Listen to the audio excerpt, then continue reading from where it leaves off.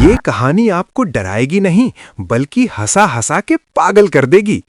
कहानी है ढोलपुर गांव के एक बड़े ही शैतानी बच्चे की। नाम है चिंटू। चिंटू जिसे किसी चीज से डर नहीं लगता था। उसकी शैतानियों से तो बड़े बड़े भी हैरान रह जाते थे। एक दिन चिंटू अपने मम्मी पापा के साथ गांव के बाजार जा रहा था। बस में सब ठीक चल रहा था। तभी अचानक डाकुओं ने बस को रोक लिया। सब हैरान। डाकू बस में चढ़कर बोला, ये किसका बच्चा है? लेकिन चिंटू डरने के बजाय अलग ही शैतानी करता है। मार दो मुझे, मम्मी पापा मेरी शादी चमेली से नहीं करवाएंगे। डाकू अपना सिर पकड़कर खुजाने लगा। उस शैतानी चिंटू को उल्टा 10 रुपए का नोट देके चला गया। अगर वो डाकू तुझे चाकू मार देता तो? बाजार पहुंचते ही बाजार में चौराहे पर एक नींबू जादू टोना करके रखा था।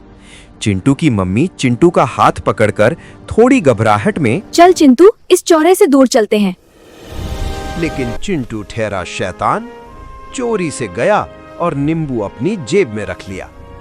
जैसे ही चिंटू घर पहुंचा, किचन में जाकर नींबू पानी के लिए नींबू काटने लगा। उसे क्या पता अब एक आत्मा उसके साथ आ गई थी। वो तो मजे से नींबू पानी पी रहा था। जब उसकी मम्मी ने वो जादू टोने वाला नींबू देखा तो वो हैरान रह गई और तुरंत चिंटू को साधु बाबा के पास ले गई। साधु बाबा ने जैसे ही चिंटू को देखा, गंभीर आवाज में बोला, अब इस बच्चे पर एक आत्मा ने अपना कब्जा कर लिया है।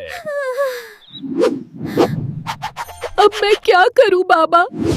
साधु बाबा सोचने लगे और बोले, इसके लिए पूजा करनी पड़ेगी। लेकिन चिंटू शैतान कहाँ किसी की सुनता। पूजा नहीं, चमेली से शादी करनी है। साधु बाबा ने ये सुनकर अपने माथे पर हाथ रख लिया। रात में चिंटू अपने मम्मी पापा के साथ सो रहा था। तभी उसकी नींद खुली। उसने देखा एक काली सी चीज उसके छत पर लटकी हुई थी। उसे क्या पता वो वही आत्मा थी जो उसे वश में करने आई है। चिंटू ठहरा शैतान वो छत पर टंगी रस्सी से खुद भी उल्टा होके लटक गया। तभी आत्मा अपना सर खुजाने लगी और रस्सी से नीचे गिर गई। चिंटू जोर जोर से हंसने लगा। तभी उसके मम्मी पापा उठ गए और देखा चिंटू बिस्तर पर नहीं था। उनकी नजर ऊपर गई तो देखा वो रस्सी पर झूला झूल रहा था। इतनी रात को कौन झूला झूलता है?